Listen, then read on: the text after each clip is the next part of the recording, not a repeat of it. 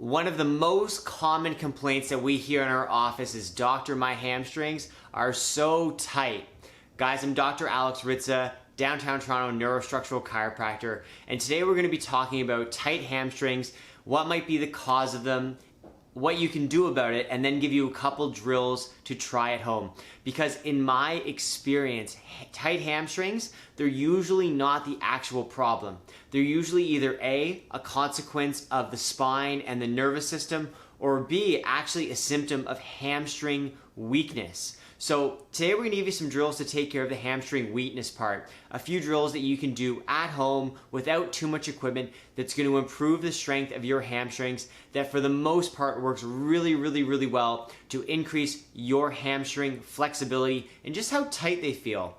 If you practice these drills for 2 to 4 weeks, I can almost guarantee you are going to get closer to touching your toes. Now, before we go into the drills, another word of caution or just a point of interest is that those hamstrings, they are powered on and they are controlled by the sciatic nerve.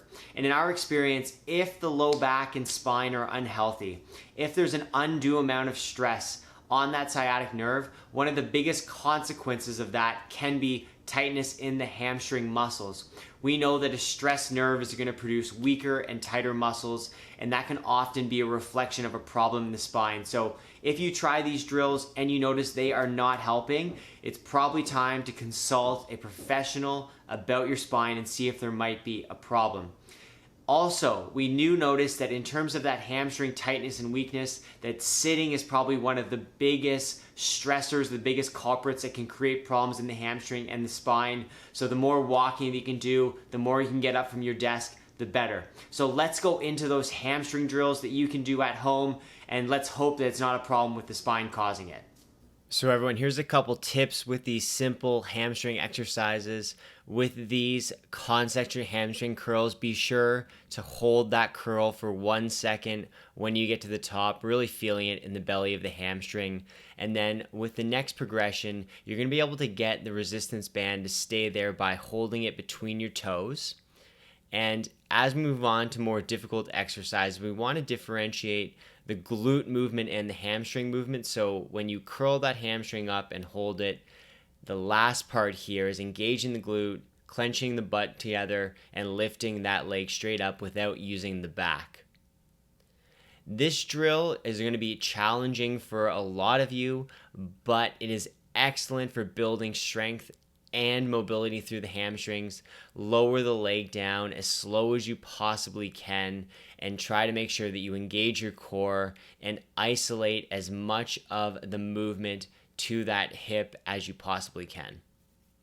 As we move on to the next drill, we're going to be working on using a chair or some sort of device that's going to roll.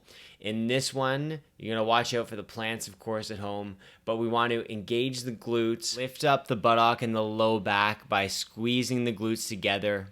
And then when we do that, pull the chair, whatever you have rolling, gently towards you using the hamstrings.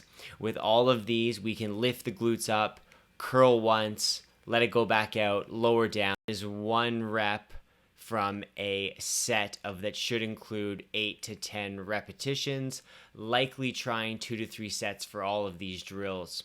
Our last drill that we've got is a unilateral bent leg deadlift. You'll notice with this that while I'm on the left leg, I am bending at the knee while trying to produce most of the motion through the hip joint. There is going to be some flexion through the low back. It's really hard to maintain that neutral spine throughout, but try to keep the core tight. Use the hip joint when you bend backwards, and this is going to add some stress to the hamstring.